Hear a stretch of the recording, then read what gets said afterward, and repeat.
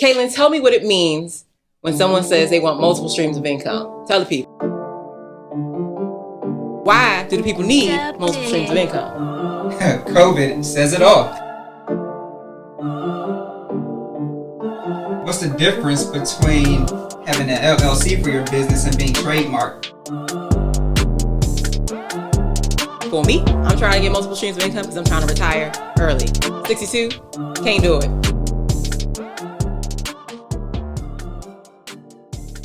All right, what's going on, y'all? Welcome to another episode on the Stream Chaser Show. Got myself, Kaylin. I'm Candace. And we're glad that you all are joining us on another episode. I can't even keep up with whatever episode number this is, but Again, we're just glad that you're still with us on this journey. Mm-hmm. So you know how we typically start. Candace and I like to tag up just to check in with each other. So Candace, kind of just fill us in on what's been going on these last couple of weeks. Oh my goodness. I can't even lie. My 9 to 5 has taken over my life in the last 2 weeks. I've been, since I got back from maternity leave, trying to committed to working 40 hours and closing my laptop. Because it used to be over 40 hours. I used to be like 60 hours a week. Yeah. So I've been trying to be committed to 40 hours. I definitely have blown past that this week, but you know, it is what it is. On top of the fact that it's wedding season. So Pretty Prince is in high gear. I got invitations going out, brooms going out, signs going out. Everybody on my line at the 9 to 5 because they're trying to go back to the office. It's been a lot. It's been a lot this last week. How about you? Work has been busy. Still trying to do my thing there to make sure that I'm exceeding expectations on the job, even though sometimes it gets challenging because while I'm physically at work, my mind or I'm mentally on Stream Chasers. Okay. Or, the business stuff. So, like I said, I have a task to do and it's like I'll put 10, 15, 20 minutes into that. And it's like as soon as I get in and it's like, let me get my little sticky note out because something's coming to my mind. So that's like, a challenge in its own self. But again, just trying to make sure we're still delivering good content, the Instagram stuff, the editing. And then when you have multiple accounts and stuff that you got to, take care of, it's always it's a full-time job. It's always a to-do. Exactly. It's always a to-do. And while we're on that, if you're a video editor, contact us. Just slide in the DMs. Might be an opportunity out there for you. Exactly. Yep. So now that we got that out the way, just a little bit about what's been going on with us. Again, like I said, we got a good episode, something that we haven't tapped into yet, but it's something that everybody hears about, whether it's you owning a home or knowing somebody that's involved in real estate investments or those that are doing flips. It's a few different things. So that's what we're going to get into today for you all. And that's the whole topic of residential investing, real estate investments, but it's different layers to that and what that looks like for you to add that to a potential income stream. Yeah. But then, or as an investor, or like I said, or actually becoming an agent, or is it both? So there's multiple different things that we're going to talk about today. Before we introduce our guests and everything, Candace, have you ever had any aspirations to get into like the real estate as an additional stream of income? Yeah, I think a lot of people do, right? In my mind, it would be my first delve into what I consider passive income, right? Because a lot of times right now I'm working for my money. So I work my 9 to 5, I work my side business. It's all my time, all my labor. So I'd like to be able to put my money into something that have my money work for me. So I'm hopeful that'll happen. 3 years ago, we sold so I bought a home in 2012. 3 years ago, we sold it and bought a new home. And from 2012 to 2018, I was able to make like $150K off that house. Like that was a big profit. Something I was just hoping to pay it off. When it was time, like pay off this mortgage, I'm moving to the next house. I had more income at the time. So I was like, wow. The only reason we thought about keeping it, as an investment property, it had some plumbing issues that I was like, not this one, not for my first like landlord tenant situation. I don't think so. So I went ahead and sold that one. But I'm hopeful that we'll get back into it eventually. How about you? No, same. So I bought my first townhouse in 2013. So a year after you. That was the year I was getting married and everything. So I had a lot of different things going on.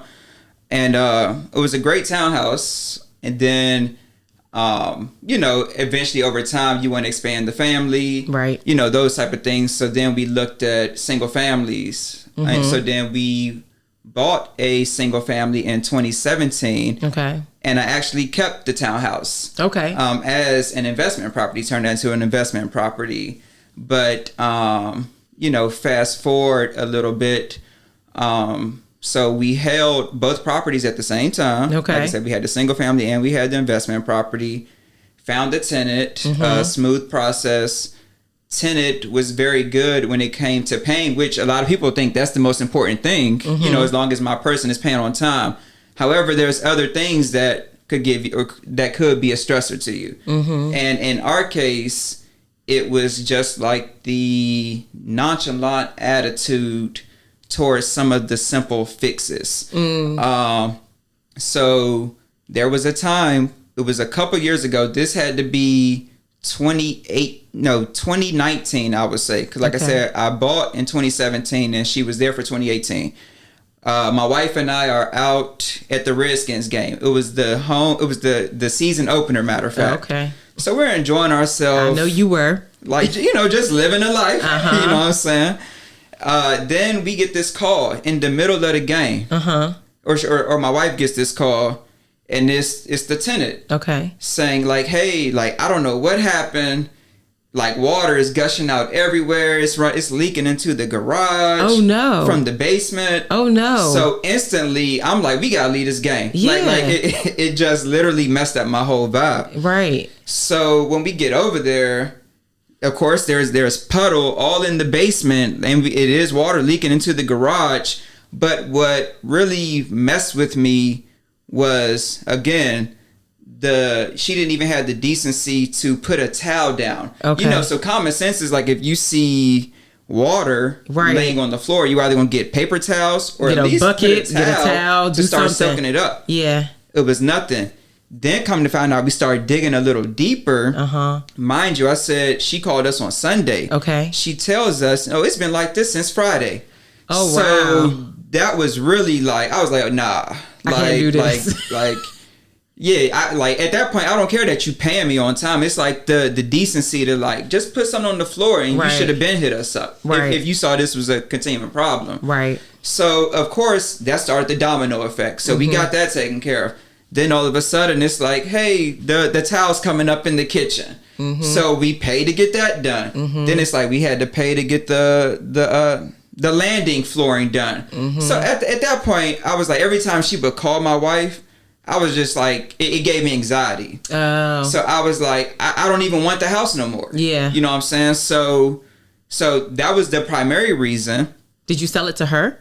No. Oh, okay. No, she was just a tenant. Okay. But then, at that time, the market is becoming a seller's market now. Okay. So those prices were, just like you said, you came up, big in yourself. So then that started making the case for me even stronger. Like, shoot, well, I ain't got to worry about the headache. We can come up. Yeah. Kennedy about to be born. And then, like I said, I had already purchased the house. So it's like, I didn't even need the funds to put that to this house. To the house. So I was like, shoot, we can really be good. Yeah. Pay off some debt, whatever. Yeah. So I ended up letting it go. But then fast forward, stream chasers. Like sometimes I do regret that, because it's like, could I have addressed that in a different way? Yeah, address the tenant or the whole solution. Because like now, like you said, Candace, like that's something on my to-do list. Yeah, and I joke about it. But I say this all the time, but it's like, I'm gonna get that house back. Okay. It's gonna probably cost me way more. Yeah. Than what I paid for it, unless the market just tanks sometime. Right. But it's like, that's something that I do regret in a way. Yeah. Because I was starting my portfolio at 29. Yeah. Unbeknownst to yourself. Yeah. I wasn't even thinking that way. But that's where the mindset change is, about multiple incomes. Yeah. You get close to retirement. That wasn't on my mind at that time. Yeah. It was just like, It's a thing. It's cool to have, say, we got 2 properties. Exactly. I think you get closer to retirement, right? You start thinking differently. Yeah. I will say that my father, for most of my life, has owned multiple properties. And so I've seen him stress about tenants in the way that you stress. And he had 3 townhomes like in the same community, right? And the difference between tenants can be like night and day. Like he had one guy that would pay him in cash up front 6 months early, like boom, done, taken care of. And he never heard from this guy until it was time to pay again. And then you had some that'll call you because the light is out on the front porch, and he like, go get a light bulb. Like, you know what I mean? Common sense. So it can be a thing. And that was particularly why I let Nova Ave go. Capitol Heights was coming up, but I was like, this plumbing thing, even though I thought I capped it in, like we fixed it before we sold the house in what way we could fix it without digging up the whole house. But I was like, you get the wrong tenant in here, they flush baby wipes, so it's going to go to hell in a handbasket, and I don't want no problems. So I let it go. Yeah, so that's our experience when it comes to real estate investing. Yeah. And like I said, to all our stream chasers out there that is doing it, we hope to join you soon. Yes, exactly. On that side as an investor. So let's get into introduction of our guest today. So our guest today, his name is Ken Profit. He owns multiple investment properties. He's a licensed real estate agent, so he knows the process of going about it, of getting you a home. So for those of you all who are in the market, who are interested in buying a home, make sure you tap into our guests, at the end of this episode. But he's a licensed real estate agent. He's an investor, and he also has a background in financials. He's an accountant by trade. So he has a lot of background and resources and information that can truly help you. Again, he didn't go the necessary route or the normal route that a lot of entrepreneurs and business people go through. But trust me when I say he's very successful and he knows his stuff. So without further ado, I'd like to introduce Ken Profit. Thank you. Yep. So we're glad that you joined us on the show today. Happy to be here.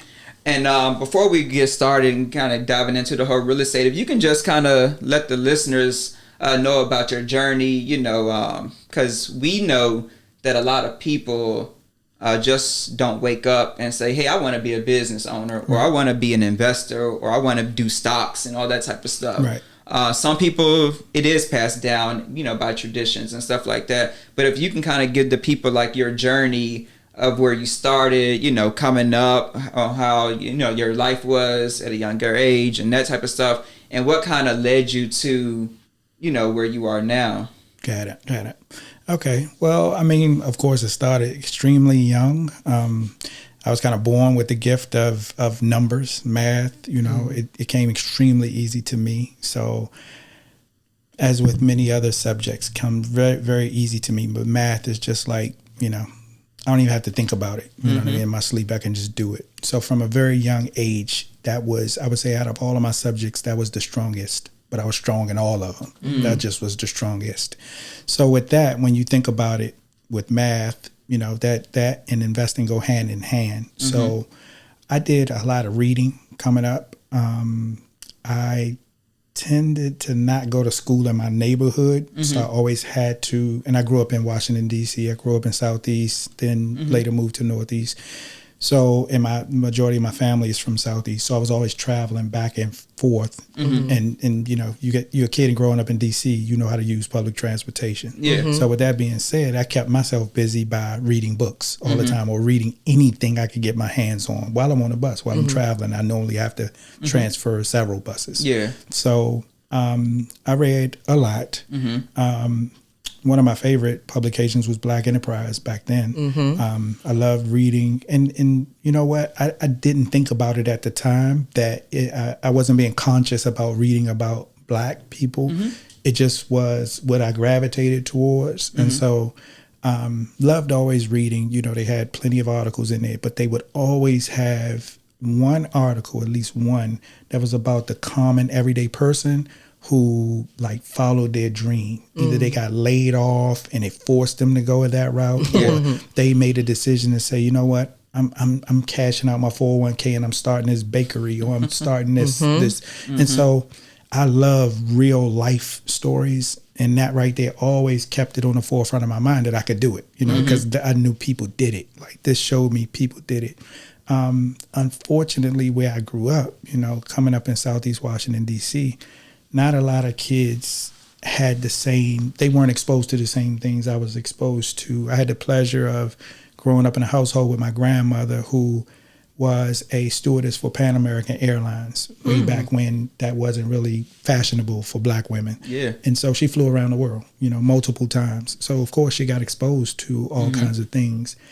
She took my passion for wanting to know, wanting to read, and just basically fed me, you know, fed me that thing. She would have book subscriptions come to the house for me. Now, granted, they were the little toddler books from when I was little. I think it was Dill Pickles. I think that was the name of the series until, you know, I got older. She would take me to plays. I went to the plays at the Kennedy Center. My friends weren't doing that. Yeah. Right. Yeah. And I was different, but I was kind of the same. But I was different in the sense that I couldn't come back to my neighborhood and they teased me about it. Yeah. Because I was kind of like one of the main people. So it was like, we just got to wait for him to get home. Yeah. You know? We can go ride our bikes. We know he's into what he's into, and that's just that. They may not have been into it. But I'm saying that to say I was exposed to some things very early on that my mind wasn't limited to just Washington, D.C. Going to D.C. public schools, we didn't have the best books. We didn't have the best buildings. We didn't have the best of anything. But I wanted, after experiencing going to Maryland school after the fact, and we just thought Maryland school was so much better, I realized they gave us a lot of programs in D.C. So they gave us a lot of programs. So I participated in a lot of programs. I typically was the chairman, president, the lead for any of these programs when it came to my school, because I was the most ambitious. I was the most outgoing. I was never fearful. I didn't care what people thought, you know, on my peer level. I looked at it as I just want to know. Like I just want to know this information. So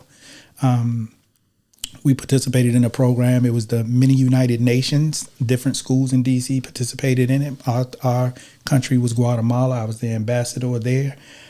We participated in a club, the DECA Club, I want to say DECCA. I can't remember what it stood for, but basically it was like a marketing club. And so you did different things, you know, to show your marketing skills or learn things. And I put together a couple different entrepreneurial type of events to make us money for our school. And we actually won in DC that year, went to the Navy Yard and got honored, you know, got awards and stuff like that. So just a few things to show kind of where my mind was. I always blow people's minds when I say this thing right here. So along with everything else that I do have a financial consulting business that I do, mostly tax preparation, but also assist people with starting businesses, different things like that, bookkeeping services and the likes.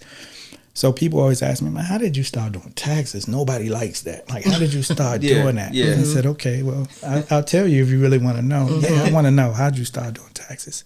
So I grew up in Southeast. I lived on Benning Road, closer to East Capitol Street. So coming from Northeast to Southeast, you typically there's a transfer point at Benning Road and Minnesota Avenue. There's a library right there it's right by a bus stop. So in the winter months, it would get pretty cold, and I was going to the library, which it was bad for me because I would spend hours in there. I'm thinking I'm just going in and get out the cold, but I would spend hours in there reading books. Right? So, you know, tax time is like April 15th, so it still can be cold outside. So back then, you know, there was no internet, there was no online. Back then, they would have a table in the front, in the foyer of the library with all of the tax books and all of the tax forms. So I would take them because I didn't have anything else to read. So I would take them and I would read them on a bus. So I would read about taxes and how to do them, and you know what I mean, that kind of thing. Using just my intellect and putting pieces together, I kind of learned that way. And so I went home one time and I asked my mother, like, Mom, let me see your taxes. I'm gonna see if I can do them. She was like, what? How old were you, by the way? I was in elementary school. I'm less than 11 or 12. So I'm like, now of course I'm not doing them for her to submit. She had already had H&R Block do them. I just wanted to see how close I could get. You know what I mean? I was really close. You know what I mean? I was really close. And so, you have a conversation with my mother today. She'll tell you from the time he was born to now, like nothing he's ever done has surprised me because I just knew. Like, like he basically self-governed. I never had to worry about him. He made all of the choices when it came to education, when it came to everything that I did. So with that, that kind of propelled me. So all of that I'm telling you with numbers, with reading, with the types of things that I read, it propelled me into the hunger for the business world as it related to finance. And honestly, that's what I wanted to go to school for, finance. I wanted to work in like investment banking and stuff like that. So that's where, I started out going that way. And it's funny because the movie Pursuit of Happiness, how Will Smith got into that internship. So they had reading material back then when I would go to the library about all of the major brokerages and how they had those programs. And I had my heart like set on going to one of these programs to be able to do the exact same thing. So when they made that movie, I was like, that's exactly what I wanted to do. But you know how life goes on, things shift and that kind of thing. But so fast forward, I'll say just fast forward a good ways. I'm out of high school. I'm kind of working because I had a kid right after high school. So I'm like, you know what, I'm going to work, and I went to school at night. School is really easy for me. Got to get it in still. Yeah. Very easy for me. So I'm like, it's easy enough for me to go to school at night and, do my thing. I had this vision of investing in real estate, right? I said, I want to do that. And you had this about 18 years old now? I actually did that in high school. I thought about it. You had to be 18 to be like a real estate agent, but I was just thinking how I could do it. And me, because I love education so much, everything that I do, once I decide to do it, I go after the education aspect of it to learn as much as I possibly can. That way I know all of the pros, all of the cons, and I can be informed to make the best decision. So with real estate, I said, well, I'm going to go to school and get my real estate license so that I can have easy access to the multiple list service to see all of the homes. And I never wanted to work with the public at all when it came to my real estate license. It was all about me. For you, and having first dibs on things and stuff like that. So, and then I wanted to learn contracts. I wanted to learn everything about it. Towards the end of the class that you have to take, I started to think about it and say, oh, wow, you know what? If I work with the public, I can make money, I can get a commission. I can take that commission, and now that can pay for my investment property. I can put that into my investment property. That's what I'm going to do. And so I started to do that. And I had the benefit of coming into the real estate as an agent around 2002, 2003. The market was just starting, take off. So I eventually left my full-time job, and I did real estate as an agent for the next 5 years until 2008, when everything kind of just went crazy. That was okay. Yeah. And so, that's what brought me in. Okay. That's what actually brought me into where I am today. That was the beginning. Now that's interesting that you say that. So when you left your full-time job, you said you was 100% real estate agent. Yeah. And just, I'm going to say a little bit about that because, you have people who, again, they're working. They have aspirations of being an entrepreneur. So at the time that I transitioned to just being a full-time agent, I think that was 2003. My wife found out that her job had just been bought out by she was working for a bank, a bigger bank, BB&T. She was in the marketing department and for First Virginia Bank. And at the time, BB&T's marketing department, all of their marketing came out of North Carolina. I want to say Winston-Salem. Okay. And so they offered her, hey, you can relocate to Winston-Salem or you can take a buyout. And so I told her, let's move to Winston-Salem. And she's like, you really want to go? And I said, I've been here all my life. Like, it's down the street. We can always come back. All our family said we can always come back. Like, let's go see something new. Nah, Kim, I don't know about that. So I said, all right, we'll take the buyout. So she took the buyout. So she was unemployed at that point. Then here I come, and I want to do this thing. So I'm like, What do I do? Yeah. And so she said, if that's what you really want to do, just go after it. I said, okay, but this is what we're going to do. At the time, we had 2 cars. Both of them were 2-door cars. It was me, her, and two boys at the time. And we had just learned that she was pregnant with a third. So I said, this is what we're going to do. We're going to get rid of these 2 cars. We're going to buy 1 car, a practical car. She had a Sebring. I had a Thunderbird. We sold them. I bought a Ford Taurus. 4-door, you know what I mean? Something practical, something that I could look respectable with my clients and I could have my family in. And so we did that, and we really, really, really tightened our belt straps, man. A lot of people on the outside looking in could never tell, like, what type of budget we had, because we never missed out on anything. We still, all our bills were paid. Everything was fine. But what that taught us was that, you know what, you got to sacrifice for the things that you want. You have to really, really sacrifice. And if you really commit to that in your mind, you can make it through whatever, because you've already committed to it, to say, I'm going to make it through this. That's not to say it didn't get tough. But at the same time, I wouldn't be where I was today if we didn't make that commitment at that time to say, look, this is what we're going to do, and we're going to scale back, opposed to try to keep up the same lifestyle and still try to do it. Because that's where I feel like people are fearful that they're going to have to give up their current lifestyle. I mean, but anything worth having, you're going to have to sacrifice something for it. Yeah, no, that's often said a lot, is like, a year or 2 down, just staying so low key will have you up for many years to come. I agree. But it's a hard thing to do, because when you, like I said, y'all were great and very responsible and mature enough to do that at such a young age.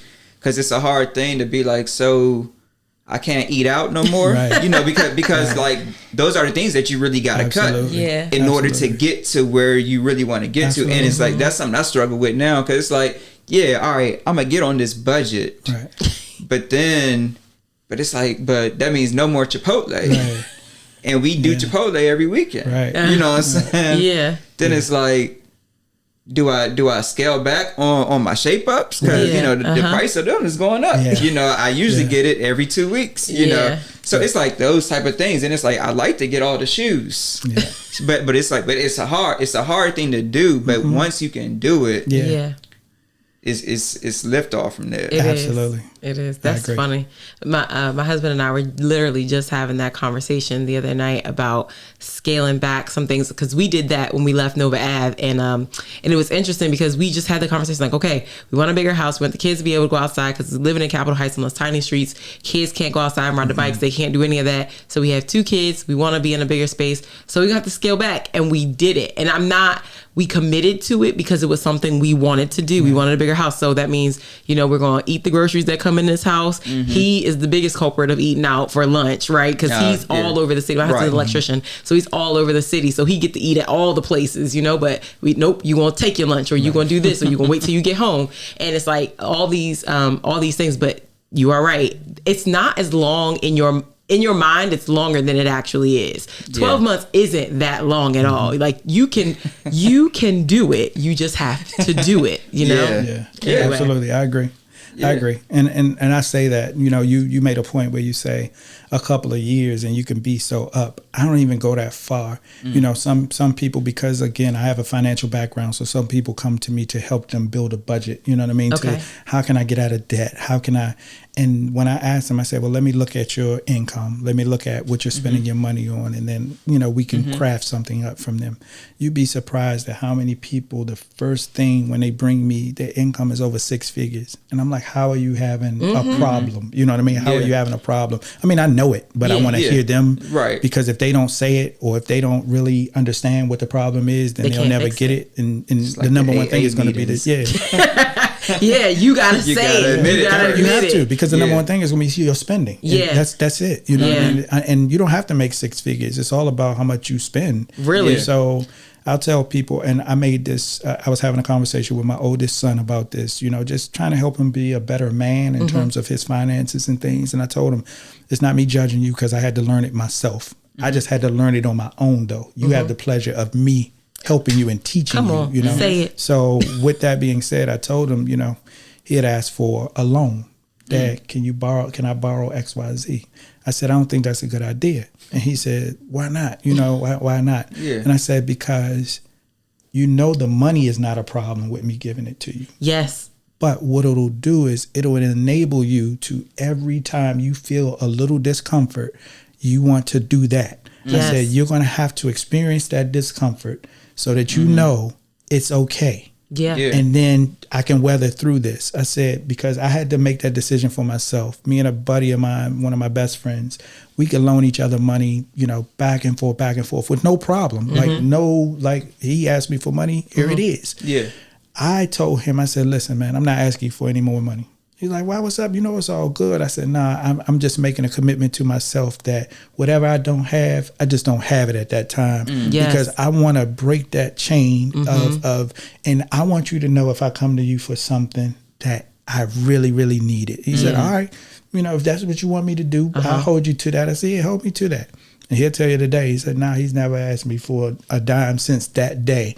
Because one, he never needed it. Because like you said, when you step back for a little bit, you could put yourself in position. So I never really needed it. And I was trying to teach my son that, to say, if you have to sacrifice and learn to live off the checks that you have, develop your budget, not borrow from anybody, you start to develop a habit. Yeah. And your habit will be, I only spend what I have. Period. I only use what I have. I won't borrow from anybody. Yep.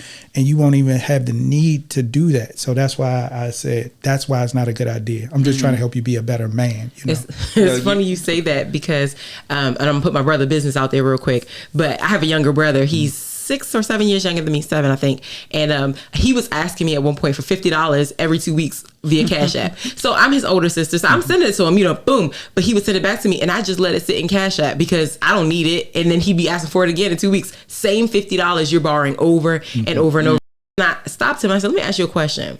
If you made $50 more, would that change your life? And he was like, no. And I'm like, so it's not the $50. Exactly. $50 is not, Uncle Sam taking that $50 is not changing you. It's your spending. You have to do something about your spending. I'm always going to be here, if you need me, but there's something happening that you need this $50 every 2 weeks. You need to examine your spending habits. And he did. And he stepped back and he looked and he was like, I go out to the bar a little bit much. And I said, so there's your $50 right there, like cut back. Absolutely. Now, real quick, Jay-Z has this famous quote out there. He says basically, if you can't buy it twice, you can't afford it. Huh. And that's for anything. I've never heard that. Yeah, so we're like those rappers who be wanting those Ferraris, like the Lambos, like he always says, if you can't buy it twice, then you really ain't got the bread for it. Yeah. But it's like, but you just trickle that down to like the normal people who not driving the Lambos. Like, if you can't afford that S550 Benz twice, then you should you really have it? Yeah, and I think that gets to the definition and the difference between what you can buy and what you can afford. Right. Like, what can you really afford? Yeah. And people, I think, especially Black people, oftentimes are not given financial literacy at an early age. And so their definition of afford means I got enough. You know what I'm saying? If the bill is $1,000, I got 1,010. I can afford it. And it's like, no. That's not afford. Absolutely. Absolutely. So that's actually going to be a perfect segue into like more of the real estate stuff. Yeah. So like now you all have gotten Kim's background. Y'all know that he's very big in education. That's one of his key things in life. That's helped him propel himself in life. And then you've heard how he had to make some sacrifices, but also take some risk on. Absolutely. And leaving the job, pursuing real estate at such a young age when you had a family, to provide for. Absolutely. So now you all kind of got that frame. Now we're going to get into like some of the real estate stuff. Yeah. And before we go too deep into it, I just want to hit on, because it's relevant, but that's something I always question when it gets into the real estate. Because when you go in and you submit your, like your W-2s and all that type of stuff. Yeah.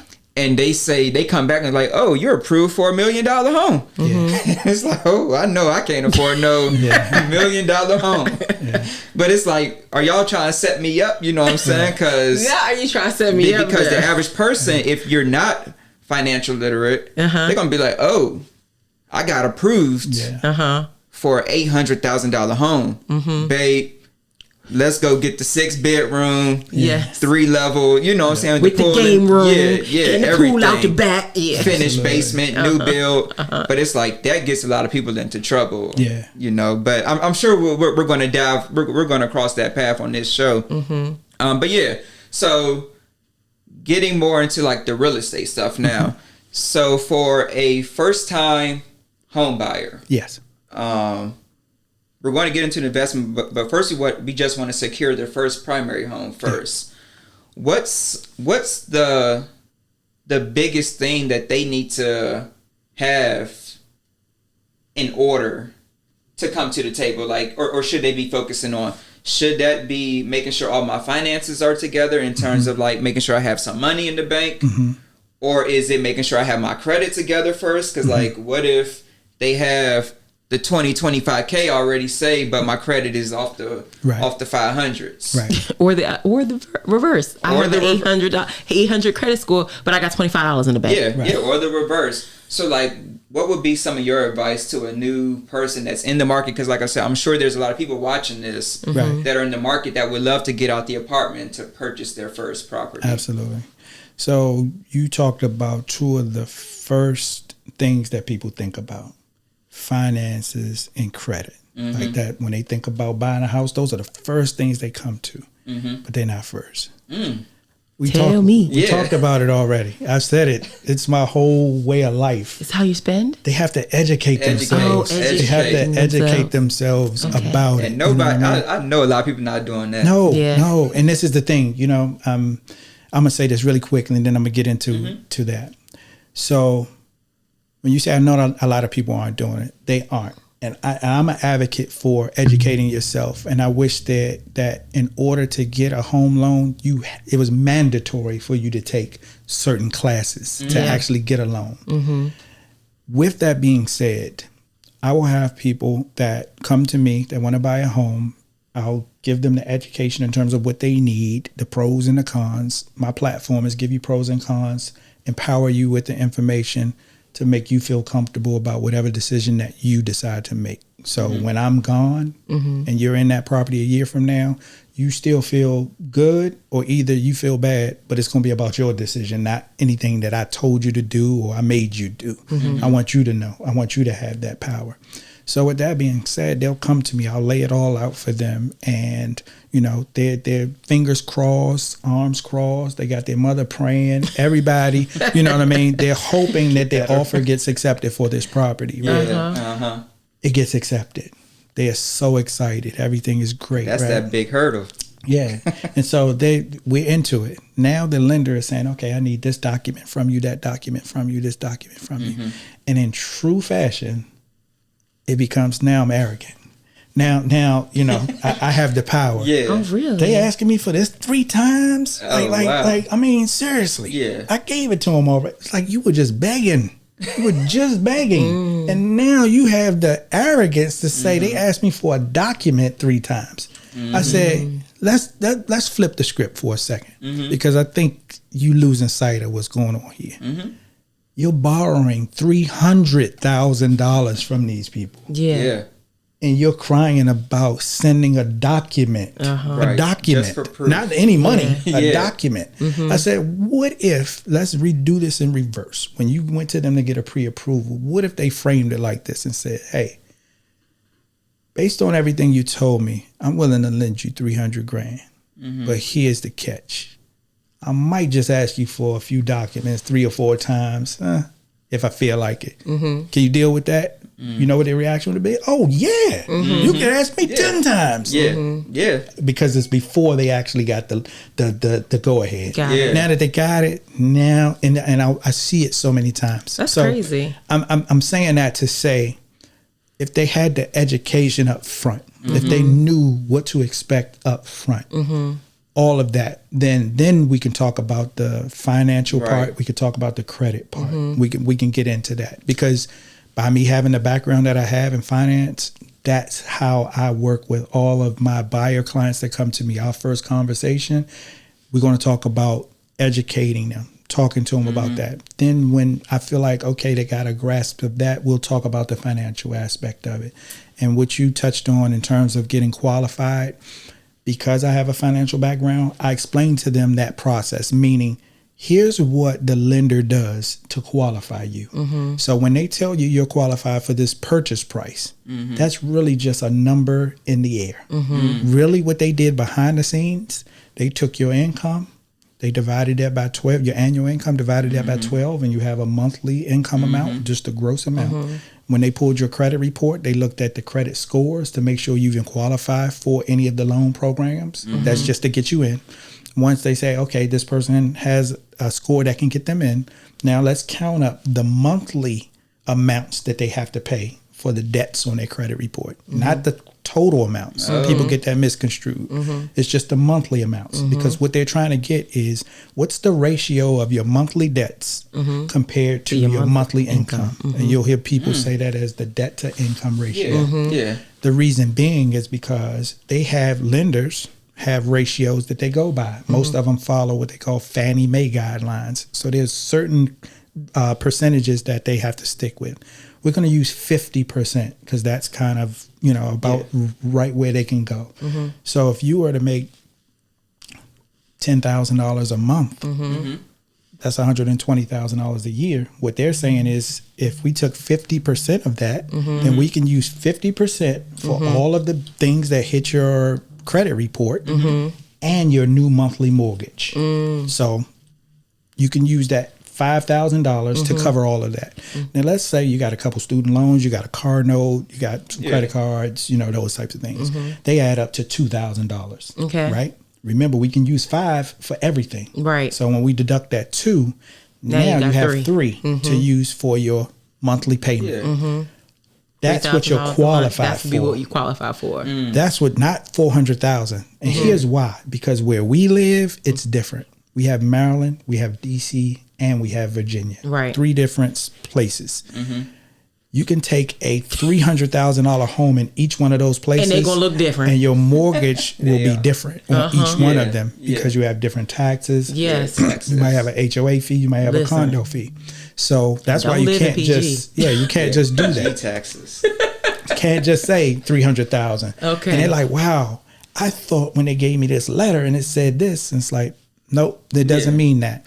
And that's why I go through that exercise that I just went with you. I do an Excel spreadsheet so that every property, like I send them, they can drop in the purchase price, they can drop in what the taxes are, they can drop in whatever the HOA or condo fee, and it'll spit out what the monthly amount is. And the reason I do that is because before we even get to that point, I tell them to examine their budget, their monthly budget. And make sure, see what it is that you want to pay on a monthly basis. Not what they tell you you can pay, but what you want to pay. What you actually want to pay. Yeah, because there is a difference. Yeah, there's a big difference because here's the thing. If you listen to what I said, they're technical in terms of qualifying you, meaning they're looking at the income that's being reported. They're looking at the debts that are being reported. Your tithes to church, your daycare, your grocery bill, that Chipotle bill, none of that comes up on your credit report. So they don't know about that. But you might say, you know what? I have to do these things. I have to pay daycare. So that has to be factored into the budget. So that means I really don't qualify for all of that. Now it's starting to shrink. But you have to be responsible enough to say, based on all of this, I really comfortably can only pay $2,000 a month, even though I qualify for 3. And so when we get to that point, that's when I normally do a conference call with my client and the lender, because for them, they don't care. You know what I mean? They like, let's keep the ball moving. And to go back to your point, it's not that they're setting you up. Basically, they don't know everybody. They don't know what your aspirations are. So they're just saying, hey, here's the max. Here's the max. Based on what we can see. And then they'll ask you some questions to try to determine what you want. But I like to do a conference call, and I do that conference call so that I can ask questions that my client may not know to ask. And when I ask those questions, we get off there like, oh my God, I would have never known to ask that question. I'm glad you did. I learned something today. And so that's how I do it with my clients. Now, you'll meet many real estate agents that shy away from that because they're not confident with the numbers. They say, I'll let the lender do that. But eventually, you might I would say 90% of the time. You might get away with not intervening or not being involved, but 10% of those times you're going to have some issues with some deals because you never got involved with the financial aspect of it. And what I know about being a business owner, I don't care what business that you're in, the public is always going to look to the professional for the solution or to blame, to say, why didn't you know this? Right. Why didn't you tell true. me this? Right. That's true. And you can't say as an agent, that's between you and your lender. You know what I mean? You can't do that. You know, you have to take that on and say, no, I have some responsibility here. And so I've done that. I had this conversation with my broker when I first got into business. He had been in the business 30 years. And he's like, called me by my last name, Prophet. Why do you insert yourself in, in that? I'm like, the biggest thing, because my people don't know. Yeah. And I have the gift of knowing. So why wouldn't I want to share that with them? Especially if I can make it plain. I can give it to them in a way that they understand it. I can give it to them in a way that they can tell the next person and the next person. And that spreads amongst my people. Otherwise, we're already late to the race. So we're still going to be late, you know? So he finally came around and was like, I see. Okay. I see now, It's interesting that you say that because, the first thought I had when you were talking was about folks being arrogant around the compliance documents that the lenders are asking for. And I'm like, that was not my experience, but because I think I work in an office where compliance is necessary. So people are always asking me for the same forms over and over and over and over. So I'm used to that life. But as I think about my husband, when we were buying my second property, his first property together, he was like, didn't they just ask us for that 3,000 times? And I was like, but it's okay. Yeah, Here it is again. You know what I mean? And so now thinking about that, like if he hadn't had me, where his tension would have been with that process. So education is definitely a thing. It is. And in the education process, you're also able to manage expectations. Yes. Because when you set it out there up front, when I tell them, hey, listen, they might ask it for you. It's no sign of, professionalism. Here's the reason why. And I'll share it right here for the public.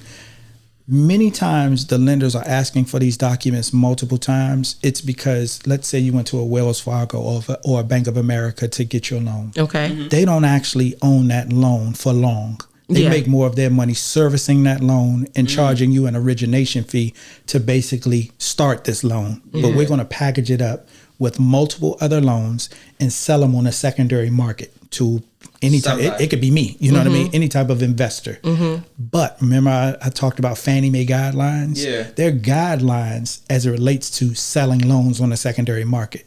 So if they're guidelines and I'm originating a loan to you for a couple $100,000 and I can only sell it to you if I've met all of those guidelines, what am I going to do? Make sure I meet them guidelines. Exactly. I'm going to make sure that I have every I dotted and every T crossed. So that means crossed. So that means if I have to ask you for something multiple times, it's in my best interest because I won't be able to get my couple $100,000 back to then lend again and again and again and again. Right. So that's what's happening behind the scenes in terms of why they're asking for these documents.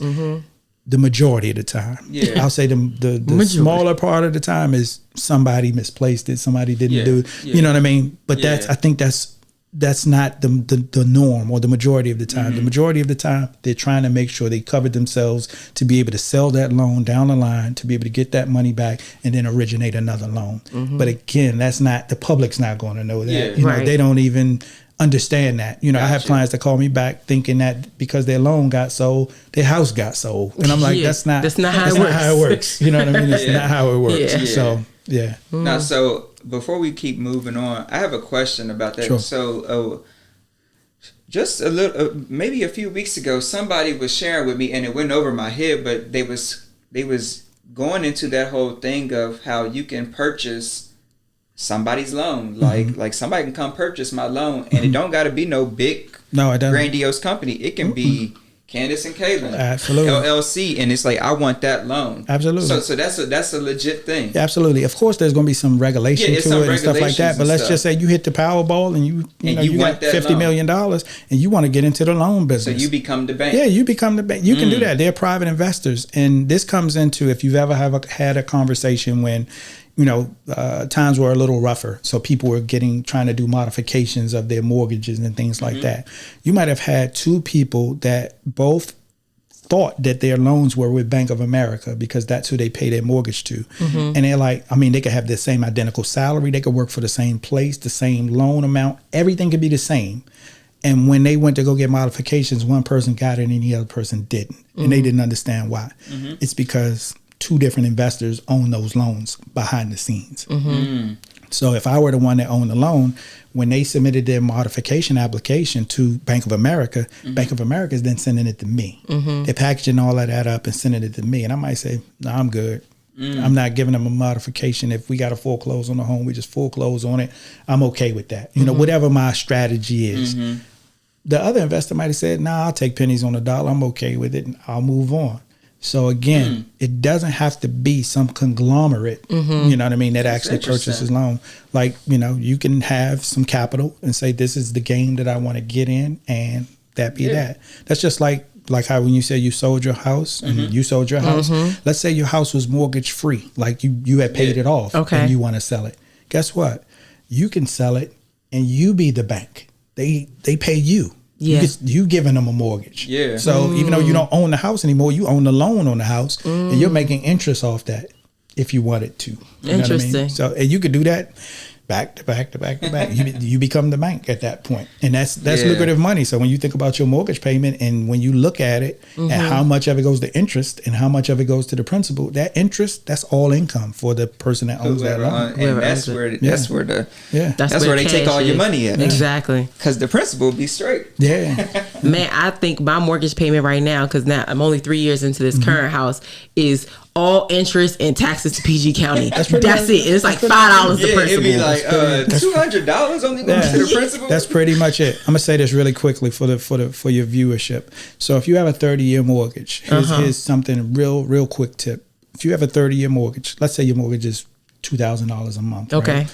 You have a 30-year mortgage. The majority of it, like you said, is going to be going to interest and it's going to be going to taxes. Very minimal to principal.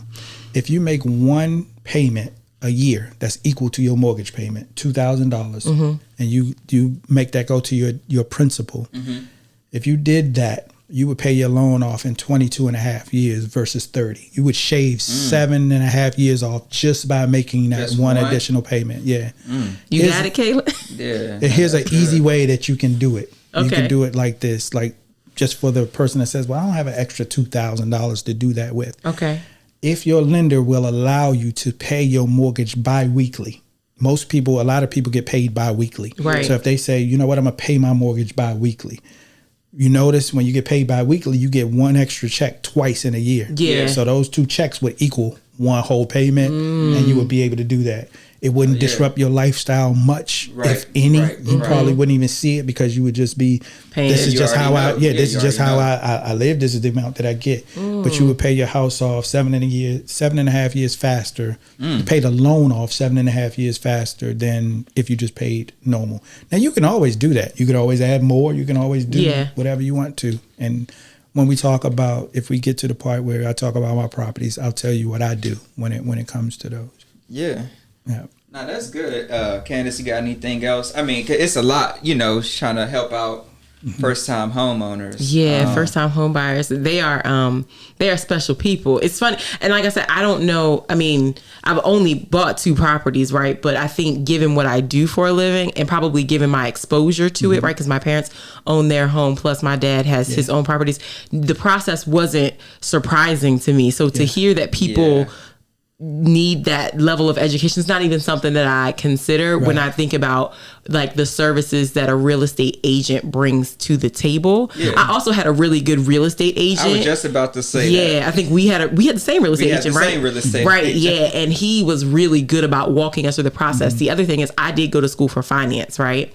So not only do we have a household budget, but we have a cash flow statement, right? Because people sometimes think because I make $10,000 a month, I can have $9,000 in bills. But if the money isn't coming at the right time, it's still gonna mess you up, right? Yeah. It's a big thing. So I not only plugged what I thought our new house payment would be into our budget, but also into our cash flow statement. Like, how is this? Because my husband gets paid weekly, I get paid bi-weekly, so we got a flow situation happening, right? Like, how is this gonna flow flow into the household budget, because Anthony don't want to cut back on his golf. He don't want to cut back on his shape ups. Like, you know, all of those things are important to the way he lives life. Absolutely. So let's figure out how we can get a payment that works for us and not take us too far into the deep, because they was going to take us into the deep.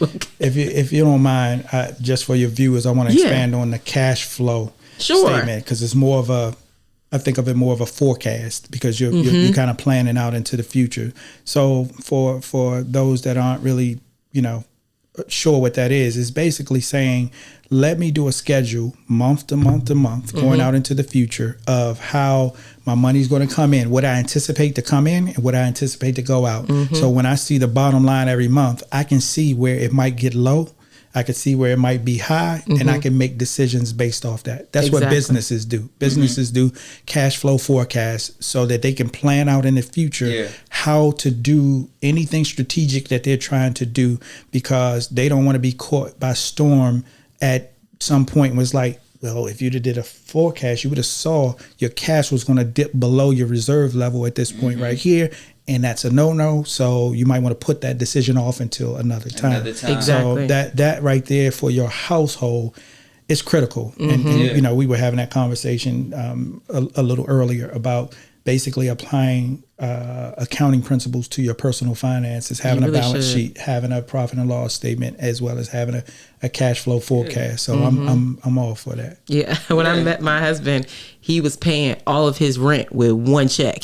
And so he was broke at the beginning of the month and then like balling out for the rest of the month. And I was like, I don't, why don't you, like, if you, and so that's how we got into doing the cash flow statement, because I think I innately was doing it in my head, but I had to show, he's a visual learner, so I had to show him what I meant, and it makes a world of difference. I say it makes the difference. The biggest difference it's going to make, honestly, is putting it down to be able to see it. Because people, like you said, I had it in my head. Everybody's not an in my head kind of person. So people will have it in their head, but so many things are going on that you lose it. Even the greatest. Like I feel like I'm really good with numbers.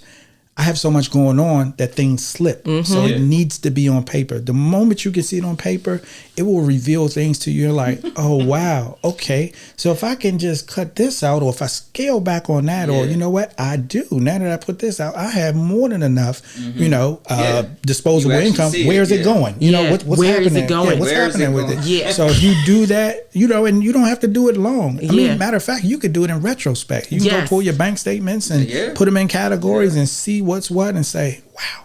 I often say that online banking has changed the way people do things, because you have this card, you swipe, or you sign up for Apple iTunes and it's hitting your bank on the backside. You sign up for a 7-day free trial that you forgot to cancel, so that's hitting your bank account. And so people don't go back and look at their statement. They just see, this how much money I got. Okay, this what I can swipe for. As opposed to back in the day when you had to balance a checkbook and you had to like write it down and see it, and it made a difference. No, that's true. Like literally, I can remember my mom sitting at the dining room table every Saturday morning for like a couple hours, like sitting there, literally balancing her checkbook.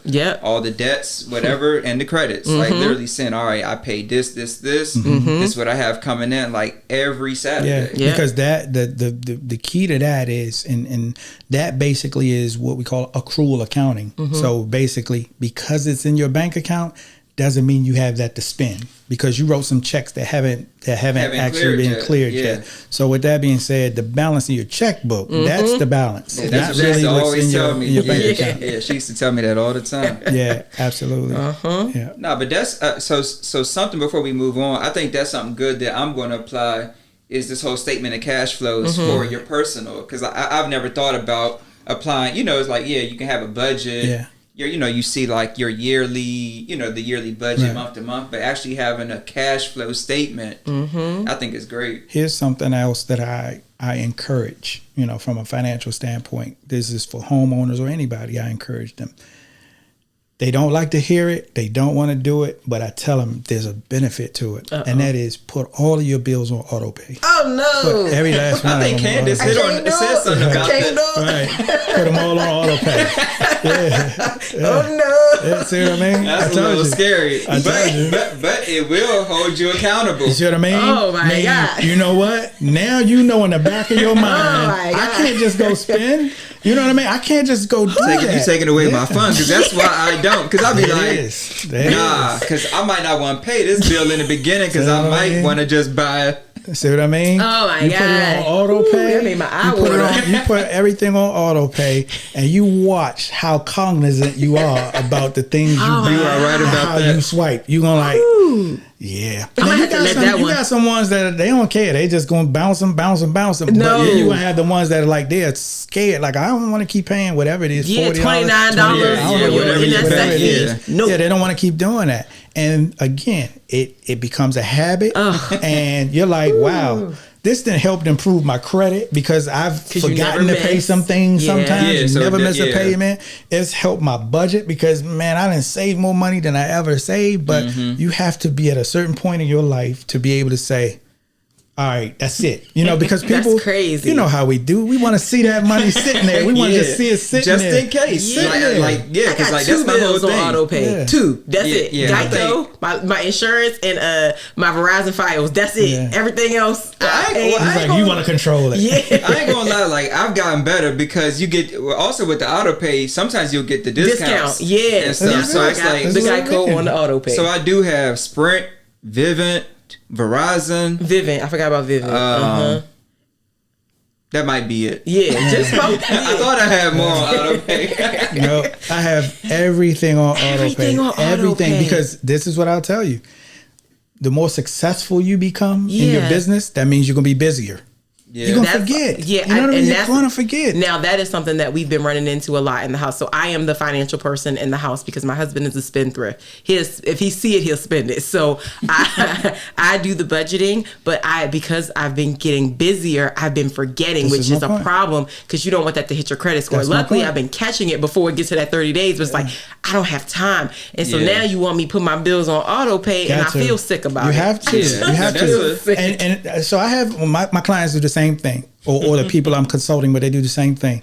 And I say, all right, let's just do this. Let's just start with one. You know, let's just start. Well, you already said you have to. Let's just start with one, and then we'll increase from there. I say, but trust me, this is going to get you where you're trying to go. Yeah. You just got to trust the process. You got to trust it. Woo! And so, you know, again, I'm gonna try. I'm gonna tell you, and I'll be transparent here. Okay. My wife called me before and said, this was years ago. She called and said, did you pay the cable bill? And I'm like, yeah, I think, you know, Yeah, like clearly we have the money. Yeah. And I'm like, so what's it doing? What's happening?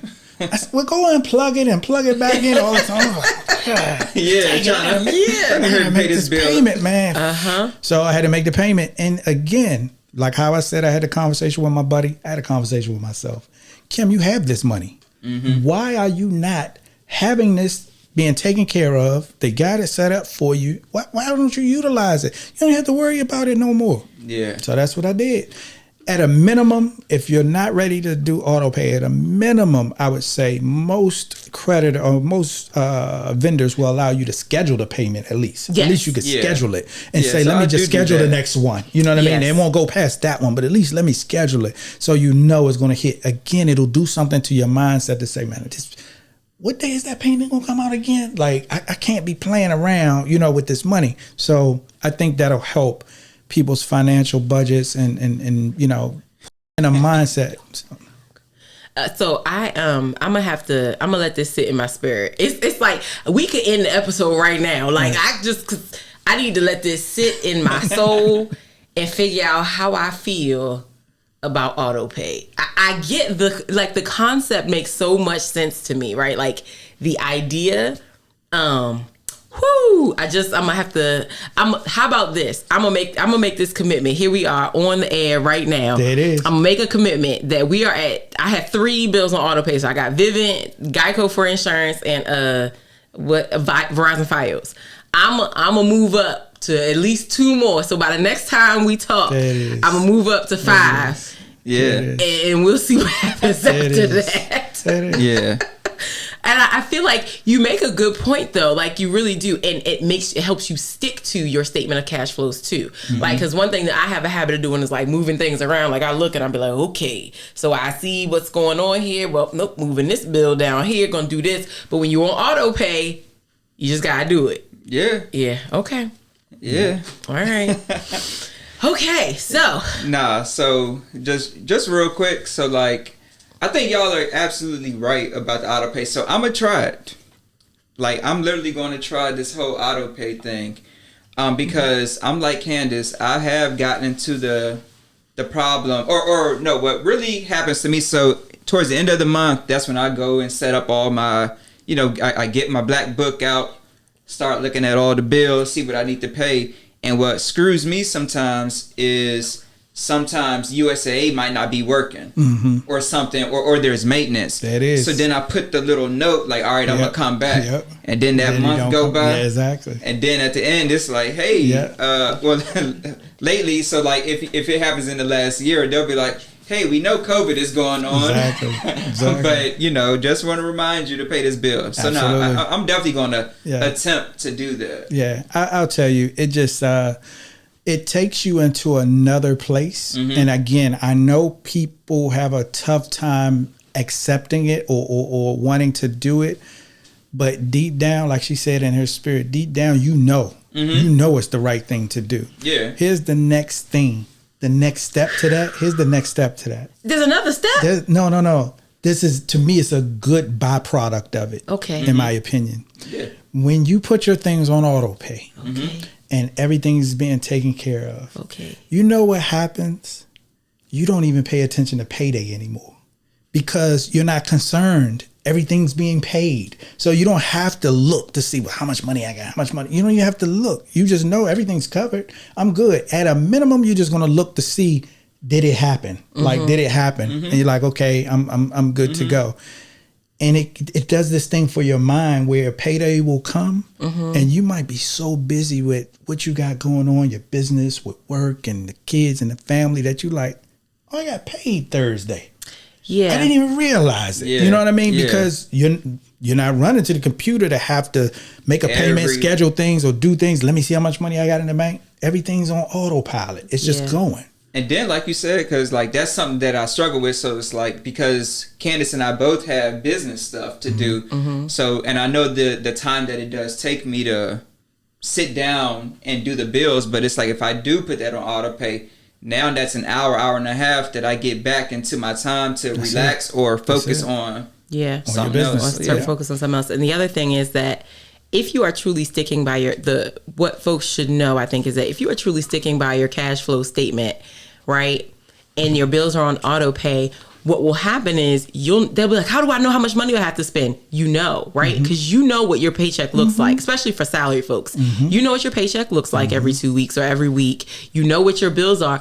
And that means you have the same steady amount of free money that you're spending from. So you're not high one place, low another place. Like, I know what I have to spend from. Like, it's okay because the things are being taken care of. That's the thing that I'm trying to work into my household. So I moved some due dates around on our bills so that things felt a little bit more even, because when the mortgage comes out of one, it outweighs everything else, right? So I try to move some stuff around in that way, and now that we have the same amount of free money, same amount of savings money every time or whatever, so that we are spending like, okay, so if you got $500 of free money, let's say, like, that you can go do this, you can buy a new camera piece, you can do whatever, but it's the same amount every 2 weeks. So the only thing that you would be triggering is every 2 weeks, I got my $500 now, I can do whatever, rather than spending 2 hours paying bills. Yeah. And see, I feel like I'm ready for Kim to go. I feel like, people might be at home saying, well, I thought we was talking about real estate and investing, right? Yeah. But see, these are the foundational things. Like for a first-time home buyer, you need to be able to manage your finances to be a good home owner. Right. Because without that, you'll be, you're just out there. You're just swimming in the deep end, hoping not to drown. Yeah. But if you can set these things up, I can go out in the deep end and I can tread water for 15 minutes because I know how to swim. I'm good. And that's the part where I was saying earlier where I wish these lenders would require, there are certain programs, like if they give you down payment assistance or closing cost assistance, you have to do a certain program. I mean, you have to do a certain class. I just wish that all of them were that way. And I have clients that say, Kim, I'm so sorry I'm asking so many questions. I'm like, no, I wish every client would ask these many questions, because it's going to make you a better homeowner, and you'll be able to be more responsible, more fiscally responsible, more your expectations will be unmanaged, because you know about, like how you talked about the maintenance things that happen, those types of things. You just be a better homeowner. And I feel like with the financial information, if the lenders were to require that, we would have less foreclosures, we would have less modifications, we would have, less need for these situations that happen because the person just didn't know. You know what I mean? They didn't know, or they feel embarrassed to talk about it. Yeah. Okay.